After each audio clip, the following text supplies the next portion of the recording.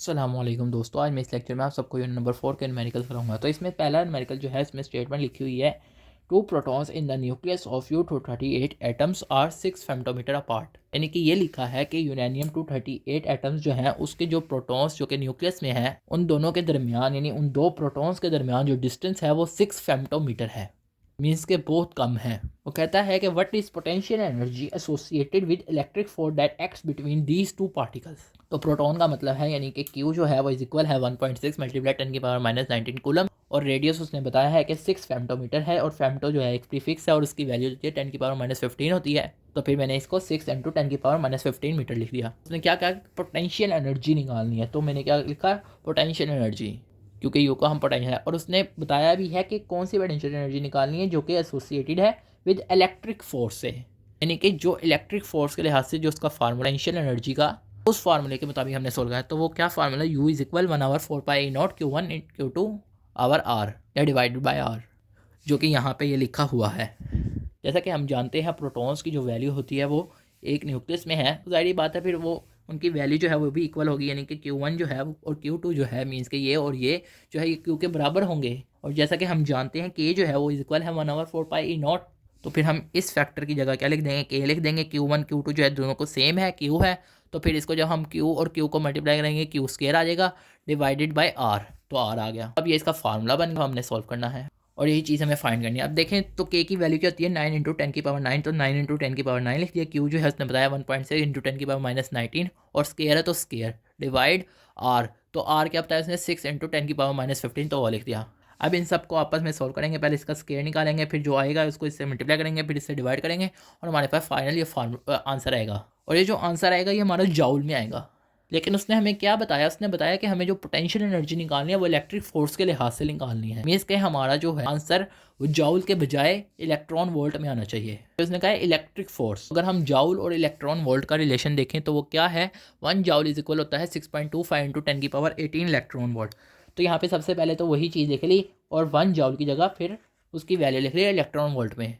तो फिर हमने इस चीज़ को इससे मल्टीप्लाई किया और हमारे पास फाइनली आंसर आया इलेक्ट्रॉन वोल्ट में। अब हमारा आंसर आ गया है, तो यही हमारा आंसर है फाइनल। इसी तरह दूसरा न्यूमेरिकल है। दूसरे न्यूमेरिकल में उसने बताया कि दो ऑब्जेक्ट्स हैं, एक 1 ऑब्जेक्ट है और एक 2 ऑब्जेक्ट है। जो पहला ऑब्जेक्ट है उसका मैस m1 ये है, और इसी तरह पहले ऑब्जेक्ट का जो चार्ज है उस पर जो चार्ज है वो ये है, और इसी तरह जो दूसरा ऑब्जेक्ट है उसका मैस ये है, और इसी तरह दूसरे ऑब्जेक्ट के ऊपर जो चार्ज है वो ये है, इसको उसकी वैल्यू ये है। और वो कहता है वो जो दो ऑब्जेक्ट्स हैं पहले उनका जो डिस्टेंस है वो 4.6 सेंटीमीटर है, लेकिन जब हम दूसरे ऑब्जेक्ट को रिलीज़ करते हैं तो उसकी स्पीड क्या है ये फाइंड करनी है। और वो कहता है जब हम रिलीज़ करते हैं तो उसका जो डिस्टेंस है उन दोनों ऑब्जेक्ट के दरमियान वो मज़ीद कम हो जाता है, यानी 2.3 सेंटीमीटर हो जाता है। पहले जो है वो दोनों ऑब्जेक्ट एक फिक्स डिस्टेंस पे होते हैं जो कि 4.6 सेंटीमीटर है, लेकिन जब हम दूसरे ऑब्जेक्ट को रिलीज़ करते हैं तो वो कहता है ज़ाहिर बात है ये -18 है और ये +32 है, मीन्स के दोनों चार्जेस है, तो ज़ाहिर बात है ये फिर जब हम इसको रिलीज़ करेंगे दूसरे चार्ज को तो फिर ये एक दूसरे को अट्रैक्ट करेंगे मज़ीद, यानी कि इनका डिस्टेंस जो है मज़ीद कम हो जाएगा इन दोनों के दरमियान। तो ये देखें तो ऑब्वियसली हमें पता चल रहा है कि इनका डिस्टेंस जो है वो आधा हो गया है। तो ये चीज़ समझाने के लिए तो इसके बाद हमने निकालनी है v2, यानी कि वेलोसिटी निकालनी है, यानी दूसरे ऑब्जेक्ट की, यानी कि वो किस स्पीड से जो है पहले ऑब्जेक्ट की तरफ मूव करेगा, चीज़ हमने निकालनी है। जैसा कि ये दो ऑब्जेक्ट्स हैं और पहले ये मूव नहीं कर रही थी, दोनों फिक्स डिस्टेंस पे थी, लेकिन जब मूव कर रही हैं तो फिर हम ये कहेंगे कि इनकी काइनेटिक एनर्जी जो है और पोटेंशियल एनर्जी जो है, पोटेंशियल एनर्जी का जो चेंज है वो दोनों एक दूसरे के बराबर हैं। यहाँ पे हमने लिखा है के ई जो है उसकी जगह मैंने लिख दिया 1/2 m2 v2 का स्केयर। अब आप यहाँ पे कहेंगे कि मैं m1 v1 का भी तो स्केयर लिख सकता था, मैंने m2 v2 का स्केयर ही क्यों लिखा, क्योंकि असल में जो हमारे पास ऑब्जेक्ट 1 है वो मूव नहीं कर रहा, सिर्फ ऑब्जेक्ट 2 मूव कर रहा है, तो फिर उसी की काइनेटिक एनर्जी उसी चीज़ की होती है जो मूव करती है, तो इस वजह से यहाँ पे v2 और m2 लिखा है। तो यहाँ पे ये काइनेटिक एनर्जी का फार्मूला था वो लिखा, और चेंज ऑफ यू इसी तरह लिख लिया। अब v2 का स्केयर जो है ये इसी तरह रहा, क्योंकि हमने ये निकालना है, ये जैसे कि उसने कहा हुआ है v2 हमने निकालना है, तो 2 जो है उधर जाके मल्टीप्लाई हो जाएगा, m यहाँ पे मल्टीप्लाई यहाँ पे आके क्या हो जाएगा, डिवाइड हो जाएगा। तो ये इस तरह हो गया यहाँ तक। और अब ये देखें तो हमने असल में v2 निकालना है, v2 का स्केयर नहीं निकालना। तो v2 निकालने के लिए फिर हम क्या करेंगे, अंडर रूट करेंगे और फिर इसका स्केयर खत्म हो जाए। ये चीज़ तो यहाँ तक हो गई, लेकिन हमारे पास 2 भी है, m2 भी है, लेकिन हमारे पास चेंज ऑफ यू नहीं है। तो ये कैसे निकालेंगे, उसका फार्मूला जैसा कि यहाँ पे दिया हुआ है, चेंज ऑफ यू यानी कि पोटेंशियल एनर्जी का जो चेंज है वो इक्वल है k q1 q2 into 1/RF -1/RI, जैसा कि यहाँ पे गिवन है। पहले हम चेंज ऑफ यू की वैल्यू निकाल लेते हैं। अब देखें के भी कॉन्स्टेंट है, उसकी वैल्यू हमें पता है Q1 और Q2 भी उसने दिया हुआ है, इसी तरह 1 आवर RF भी उसने RF भी दिया हुआ है, RI भी दिया हुआ है। तो ये सारी चीज़ें पुट करेंगे और ये देखें ये माइक्रो में है, यानी एक प्रीफिक्स है, तो फिर माइक्रो को हम इंटू 10⁻⁻6 कहते हैं। इसी तरह ये देखें ये सेंटी है, ये भी एक प्रीफिक्स होता है और इसको हम 10⁻⁻2 लिख सकते हैं। तो फिर हमने उसके मुताबिक जो वैल्यू लिख ली, पहले के की वैल्यू तो के लिख ली, फिर इसी तरह Q1 है Q2 है उसकी वैल्यू लिखी प्रीफिक्स समेत जो प्रीफिक्स की वैल्यू है, और इसी तरह 1 over RF minus 1 over RI, यानी कि 1 आवर RF की जो वैल्यू है वो लिखी यहाँ पे, और RI की जो वैल्यू है वो ये लिखी।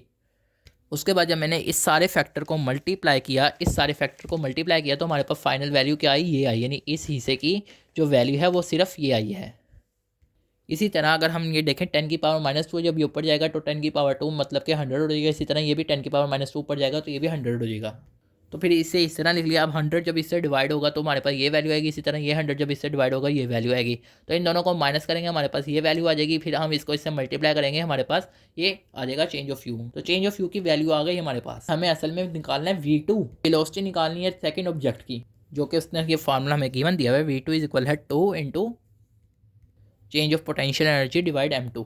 तो ये फार्मूला मैंने यहाँ पे भी लिखा, V2 जो है उसकी जगह यहाँ पे लिखा, यहाँ पे 2 into change of potential energy की जो वैल्यू है वो ये लिखी, डिवाइड m2 जो है वो ये है 0.0039। तो जब हमने इसको ये पूरे फैक्टर को मल्टीप्लाई किया, ये हमारा आंसर है, मीन्स कि ये सारी वैल्यूज़ को आपस में मल्टीप्लाई डिवाइड किया, तो अब ये अंडर रूट निकालेंगे इस वैल्यू का, तो हमारे पास ये आंसर आ जाएगा, तो कि V2 निकल आया, और वो हमारा क्या है 240 मीटर पर सेकेंड।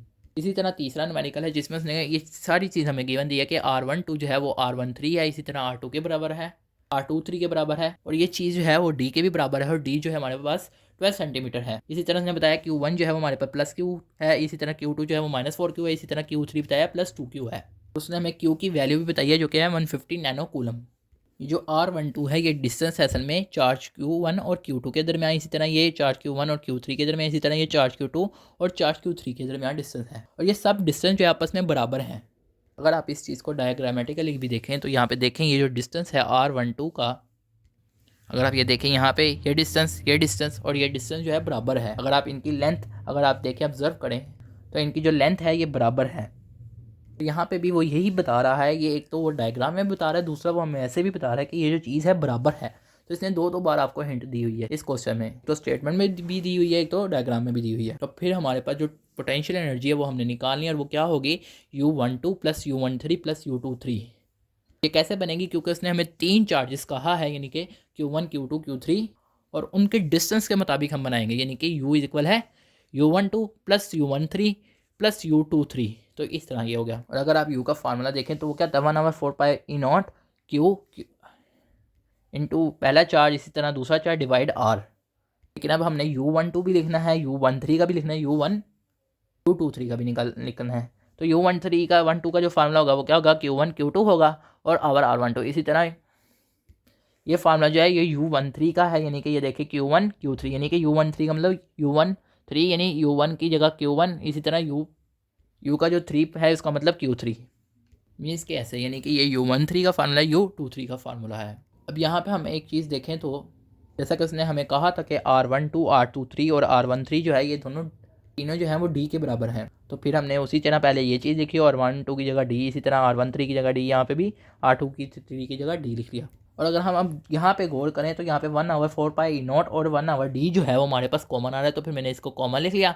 पीछे हमारे पास क्या बचा Q1 Q2, इस तरह Q1 Q3, मीन्स के सिर्फ ये फैक्टर बचा और ये आपस में प्लस हो रहा है तो प्लस लिख दिया इन सब के साथ। अब जैसा कि उसने हमें पीछे बताया कि Q1 जो है वो क्या है Q है, तो यहाँ पे Q1 की जगह Q लिख दिया, Q2 उसने बताया -4Q है तो -4Q, इस तरह ये सारे लिख दिए।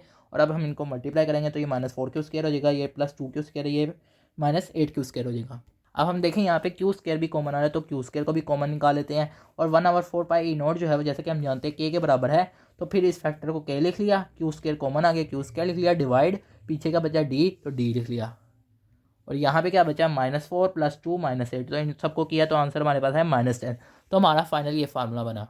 तो फिर हमने अब ये लिख लिया U इज इक्वल है K का जो है वैल्यू है वो क्या थी 9 × 10⁹, इसी तरह Q जो है उसने हमें बताया है 150 नैनो कूलम, और नैनो जो होता है वो प्रीफिक्स होता है, और फिर इसको 10⁻⁻9 लिखते हैं, तो वो यहाँ पे लिख दिया। इसी तरह फिर यहाँ पे जो Q है उसकी जगह ये वैल्यू लिखी, क्योंकि स्केयर है तो फिर स्केयर भी लिखा, इसी तरह -10 है इंटू तो -10 भी लिखा, डिवाइड D की जगह उसने बताया था कि हमारे पास क्या है, ये 12 सेंटीमीटर है और ये 12 सेंटी जो होता है वो एक प्रीफिक्स होता है, तो इसको भी हमने इंटू 10⁻²- लिख लिया।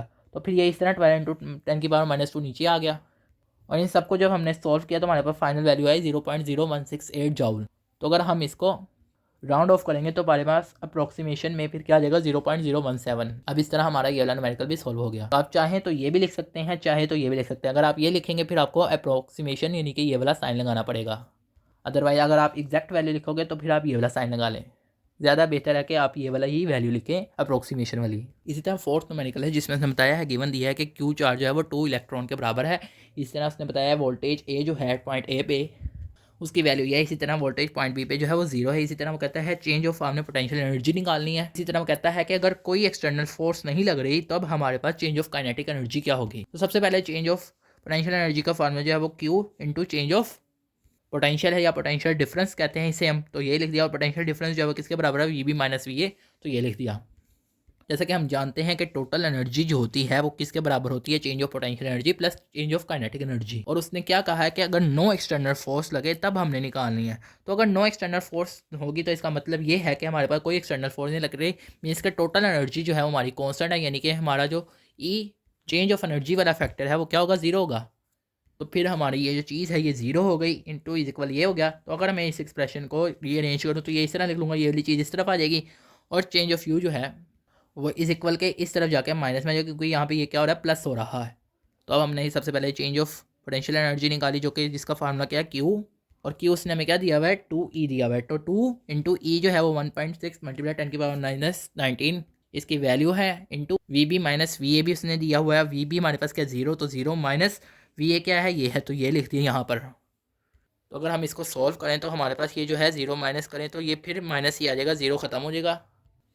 तो फिर ये जो माइनस है ये बाहर आ गया यहाँ पर, और बाकी ये जो फैक्टर जो है ये इस फैक्टर से मल्टीप्लाई है, तो हमारा ये आंसर आ गया। इसी तरह वो कहता है चेंज ऑफ काइनेटिक एनर्जी का जो फार्मूला है वो निकाला हमने, minus into change in potential energy. तो माइनस लिखा into change in potential energy की जो वैल्यू है वो लिखी, और ये माइनस माइनस है तो ये कट हो जाएंगे, तो हमारे पास फाइनल वैल्यू आ जाएगी 2.1 इंटू 10⁻⁻12। ये न्यूमेरिकल भी सॉल्व हो गया। इसी तरह एक और न्यूमेरिकल है, यहाँ पे उसने दिया हुआ है कि आर बी यानी कि एक बी यानी कि ए और चार्ज और बी चार्ज जो है दो चार्जेस हैं, और आर बी जो है वो उसकी वैल्यू ये है। इसी तरह आर ए जो है वो इनफाइनाइट पे है, और वी बी उसने गिवन दिया हुआ है वी बी यानी कि 120 और वी ए जो है वो कह रहा है 0 है। हमने जो वैल्यू निकालनी है वो निकालनी है चार्ज की, यानी चार्ज हमारा क्या है। तो फिर हमारे जैसा कि उसने बता दिया वी ए 0 है, तो फिर हमने वी बी की वजह से निकालना है। तो वी बी जो है यानी कि फार्मूला क्या था, 1/4π0 A naught over Q over R B. जैसे कि हम ये सब जानते हैं इसका फार्मूला ये है। तो अब हमने क्या निकालना है, क्यू निकालना है। तो फिर हम ये फैक्टर जो है अगर मैं इसको रीअरेंज करके इस तरह लिख दूँ तो इस तरह भी हम लिख सकते हैं। तो फिर क्या होगा, अब हमने क्यू निकालना है, बाकी नीचे जो भी फैक्टर है वो डिवाइड हो रहा है तो वो इससे साथ जाके वी बी के साथ जाके मल्टीप्लाई हो जाएगा। तो फिर यहाँ पे इसे वी बी लिख लो या खाली वी लिख लो, तो आपकी मर्ज़ी है। उसके बाद हमने यहाँ पे वैल्यू लिखी, एप्सिलॉन नॉट की वैल्यू क्या है 8.85 इंटू 10⁻⁻12 इंटू 4π। तो 4π आगे भी लिख सकते हैं पीछे भी लिख सकते हैं, आपकी मर्ज़ी है। इसी तरह आर जो है उसने बताया हुआ है 15 सेंटीमीटर बताया हुआ है। देखें आर बी हमने देखना है, आर ए नहीं देखना, क्योंकि हम वी बी की वजह से निकाल रहे हैं। इस वजह से यहाँ पे आर बी वाला ही वैल्यू लिखेंगे यानी कि तो वो क्या है 15 इंटू 10⁻⁻2 मीटर। तो यहाँ पे 15 इंटू 10⁻⁻2 लिख दिया, इंटू वोल्टेज जो है वो भी क्या बताया है 120, वो भी हमने बी ही की वजह से देखना है। तो 120 लिखा, तो इन सब वैल्यू को आपस में मल्टीप्लाई किया तो हमारे पास आ गया 2 इंटू 10⁻⁻9 कूलम। तो अगर हम इसे देखें तो 10⁻⁻9 जो है वो नैनो होता है प्रीफिक्स में, कि हम प्रीफिक्स में 10⁻⁻9 को नैनो भी लिख सकते हैं, यानी एन। तो फिर मैंने इसे 2 नैनो कूलम लिख दिया। तो अगर प्रीफिक्स में पॉसिबल है लिखना तो आप प्रीफिक्स में ही लिखा करें आप फाइनल आंसर, अगर नहीं होता तो फिर आप उस तरह भी लिख सकते हैं। तो ये 5 जो थे वो इस चैप्टर के इंपॉर्टेंट मेडिकल्स थे जो आपको करा दिए हैं। आप सब दोस्तों का लेक्चर सुनने का शुक्रिया।